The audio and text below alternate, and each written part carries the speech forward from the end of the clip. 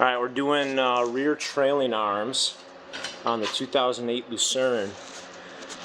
We had thought that you have to drop the subframe to replace these because these need to slide out and it's like impossible to get to with the gas tank here, but it is possible. I'm going to show you what we used. So we got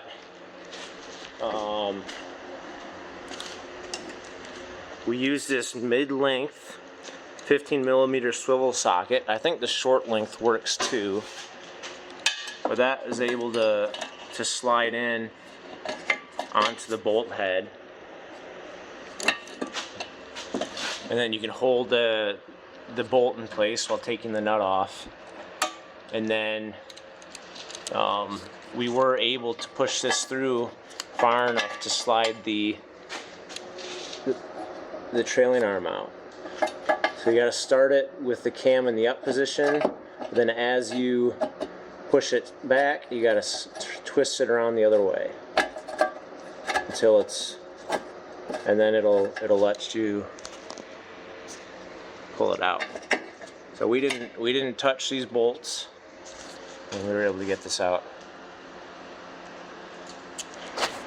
Alright, so we got the first trailing arm set in place. Again, haven't touched these bolts at all. Now we're going to show you putting in the second one. You shove the bolt back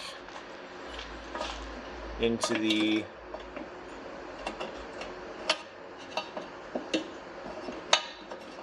they're going to be tight to get in there. Shove it back in there. You got to tilt it to the side, towards the side of the car that it's on.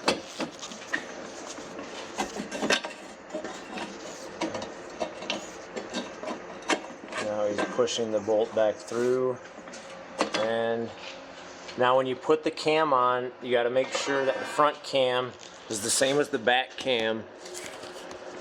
So the back cam right now is up, so we got to put the front cam on also up, and then you want to make sure it's the correct way this way too. You don't want to flip it over. Put the previously non-rusty side on the outside and the rusty side on the inside.